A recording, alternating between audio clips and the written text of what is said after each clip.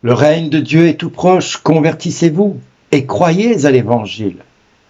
Jésus rassembla les 12, il leur donna pouvoir et autorité sur tous les démons et d'eux-mêmes pour faire des guérisons.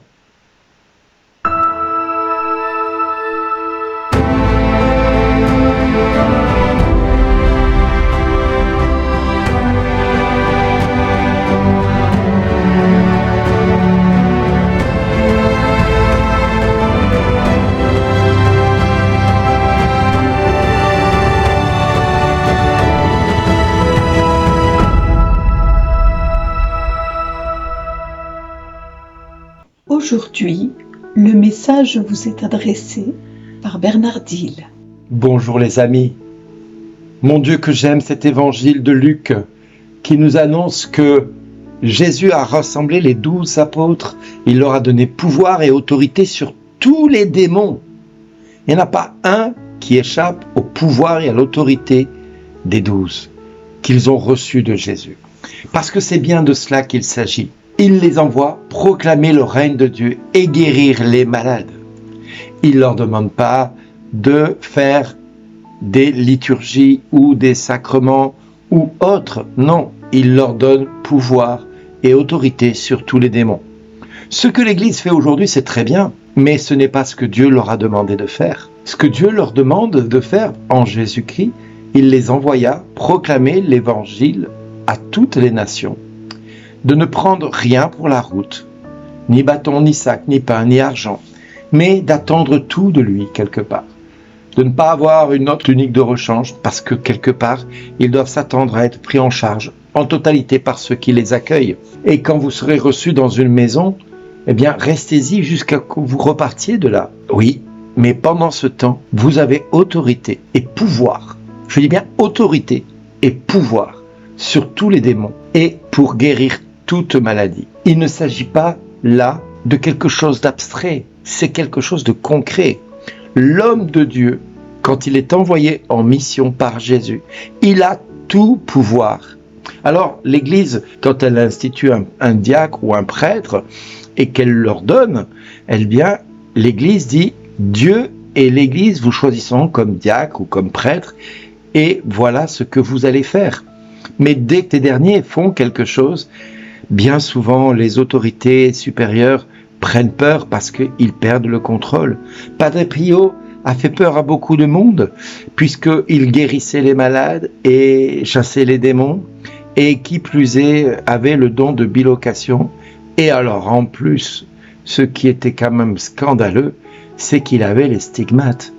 Et là, ça ne passait pas. Mais pour qui se prend-il celui-là ? Eh bien oui, Dieu choisit des hommes indépendamment de l'institution construite par les hommes. Je dis bien, Dieu choisit des hommes et des femmes indépendamment de ce que l'institution a conçu dans son idée ou a imaginé pour l'homme de Dieu que nous pouvons être par moment. C'est ce qui pose problème un petit peu dans l'Église catholique, mais je vous rassure tout de suite, dans toutes les autres dénominations, nous avons quelque part d'autres problèmes tout à fait similaires, parce que quand nous avons un homme qui commence à guérir les malades, le pasteur n'apprécie pas tout à fait parce que quelque part, mais qui est-il ? D'où vient-il ? A-t-il été formé ? Est-il bien inspiré ? Est-ce que c'est Dieu vraiment qui agit ? Toujours la peur de se laisser tromper. Et nous avons dans l'histoire de l'Église, depuis la nuit des temps, des hommes qui ont été conduits par Dieu afin d'agir. Et nous avons eu le curé d'Ars. Voilà, on l'a mis dans un petit village où il n'y avait pas grande visibilité. Et pourtant, le curé d'Ars est devenu le saint patron des curés parce que quelque part, il n'hésitait pas à faire ce que Dieu lui demandait et de rendre la gloire à Dieu. Alors évidemment, ça n'a pas plu. De même, beaucoup d'autres saints dans l'histoire de l'Église ont été capables de faire des choses grandioses, mais l'Église ne les a reconnus qu'a posteriori, c'est-à-dire qu'une fois qu'ils étaient morts. Nous avons des hommes qui ont été bénis par Dieu de telle manière, avec une telle puissance, qu'ils ont fait peur à bien des autorités. Nous avons aujourd'hui des femmes et des hommes qui ont été guidées par Dieu dans bien des domaines. Et nous avons tout intérêt à prier pour nos autorités d'église, quelles qu'elles soient. Elle a besoin d'être inspirée par Dieu. Et c'est pour ça que nous devons veiller à prier pour elle, parce qu'elle ne peut pas donner ce qu'elle n'a pas reçu. L'institution ne fait pas de Dieu ce qu'elle veut, parce que Dieu est maître et souverain. Alors l'institution, elle fait comme elle peut, avec ce qu'elle a reçu et ce qu'elle peut donner. Effectivement, l'institution a peur de se tromper. L'institution est faite d'hommes, parce qu'elle est faite d'hommes pécheurs comme vous et moi.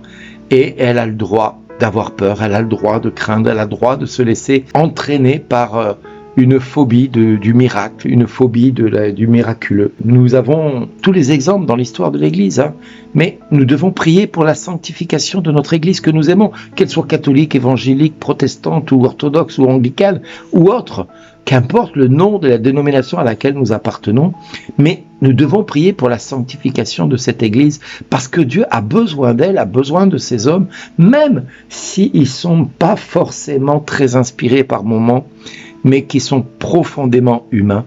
Eh bien oui, ça fait partie de la faiblesse de l'Église. Et le Christ a voulu qu'elle soit bâtie avec des hommes tels que nous. Il n'a pas choisi des hommes parfaits. Regardez Pierre, il était froussard. Il a fallu que Paul arrive pour que l'Occident puisse aspirer à être lui-même attiré vers Dieu et être sauvé. Sinon, l'Église serait restée à Jérusalem avec Pierre. Mais il a fallu que Paul arrive et que Paul amène les gentils dans le royaume de Dieu. Eh bien oui, il faut parfois que Dieu ait l'initiative de certaines choses.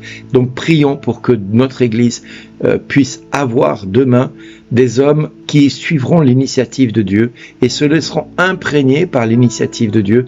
Et prions pour que cette Église enfin puisse demain accepter les initiatives de Dieu en toutes circonstances, parce que elles sont belles, nos églises, elles sont merveilleusement porteuses d'espoir, même si par moments elles ont la faculté de nous exaspérer et de nous décourager quand on voit ce qui se passe dans nos assemblées. Mais Dieu est souverain et c'est lui qui dirige, c'est lui qui gouverne. Alors ne perdons pas espoir, continuons à prier pour elle, pour sa sanctification. Continuons à rendre grâce au Seigneur de l'avoir choisi, faite d'hommes comme vous et moi, parce que c'est ce qui nous donne la grâce d'espérer qu'un jour il dira à tous les hommes qui la composent, merci d'exister.